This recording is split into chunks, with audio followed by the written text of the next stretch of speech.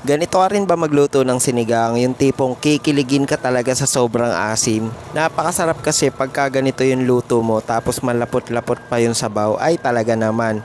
Sa asim na lang talaga ako kinikilig. Di ko alam kung pinanganak talaga ako para maging single na lang.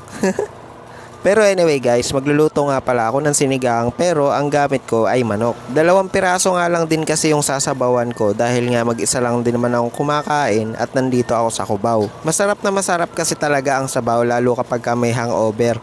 O wag niyo nang tanungin kung may hangover ba ako. Maya maya nga ay dumating si Isaac dahil may dumating akong parcel. Sabi ko nga sa kanya na nagpipilm ako for vlog. Tapos ayun, umalis na siya agad at nahiya pa nga. Umorder na nga kasi ako ng charger kasi sobrang ang hirap na talaga gamitin ng charger ko. Imbis kasi na madagdagan yung battery, lalo pang nababawasan. Yung kahit magdamag mo na siyang isaksak para lang may ma-charge. Kaya lang wala pa rin eh.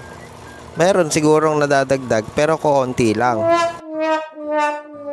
Kaya napagdesisyonan ko na talagang umorder kahit mahal. Nasa 200 plus nga yan. Pero ang ganda naman ng quality na na-receive ko. Anyway, mababalik tayo dito sa sinigang. Bali ayan, naglagay na nga ako dyan ng paminta, asin, tapos yung ceiling green, hiniwa ko lang sa gitna, ay ginupit ko pala. Tapos ayan, nilagay ko na yung 1 drum na tubig pansabaw. Nang kumulo na nga, ay ilalagay ko na ang sinigang mix. Yan naman kasi talaga yung ginagamit natin kadalasan para pampaasim.